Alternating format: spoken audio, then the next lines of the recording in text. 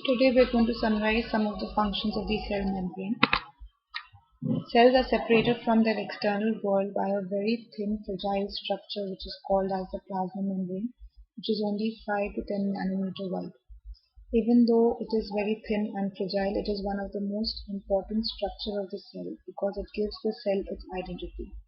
If the cell membrane is damaged, the cell components leak out and the cell loses its identity. So apart from being one of the major components of the cell, the other functions of the cell membrane include compartmentalization. So the cell membrane not only forms the compartment of the cell, but within the cell also forms a variety of compartments which form the organelles, and these compartments are unique environments which are very important for the functions of the organelles, and this compartmentalization is only possible because each organelle contains its own organelle membrane. The cell membrane also acts as a scaffold for biochemical activities. So two examples which have been illustrated over here. One is the chloroplast stroma and the other is the electron transport chain. In both these cases you can see that the cell membrane contains the complexes. So it acts as a scaffold where all these complexes can be arranged in a particular pattern, which is again very important for their function, and it makes possible for these complexes to interact with each other. If the membrane was not present, the complexes would disperse and their functions they will not be able to carry out their functions properly. The cell membrane also acts as a selectively permeable barrier. Being a lipid layered membrane, it only allows non-polar molecules to pass directly through it, whereas polar water-soluble molecules like ions, glucose, amino acids are not allowed to enter directly through the membrane. So this again contains two separate environments, one within the cell and one outside the cell, and this is because of the semi-permeable nature of the cell membrane, which is attributed to its hydrophobicity.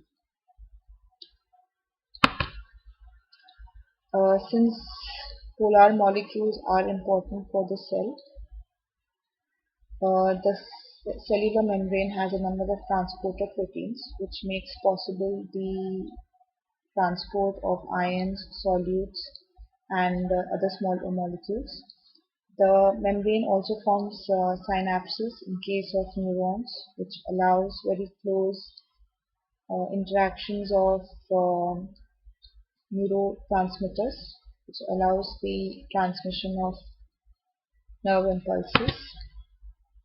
Signal transduction is another very important function of the cell membrane, which is attributed to the proteins present in the cell membrane, which act as receptors for various ligand molecules.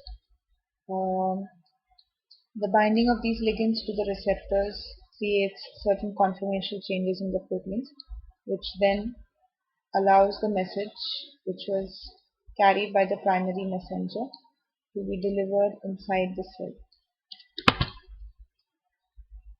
The cell membrane plays a very important role in formation of intercellular interactions like tight junctions, adherence junctions, desmosomes, and gap junctions. Each of these have very important functions. Like tight junctions are used for sealing the gaps between membranes. Adherence junctions and desmosomes are basically to adhere the cells to each other, and gap junctions are for intercellular communication. So the membrane plays a very important role in holding all these junctions in places. These are not only important for intercellular interactions but also for cell substratum interactions. The last function of the cell membrane is the role it plays in energy transduction. The thylakoid membrane of the chloroplast and the inner membrane of the mitochondria are the two important membranes which host the complexes which carry out electron transport, which is responsible for the formation of ATP.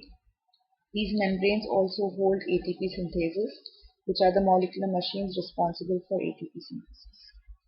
So this summarizes some of the important functions of the cell membrane.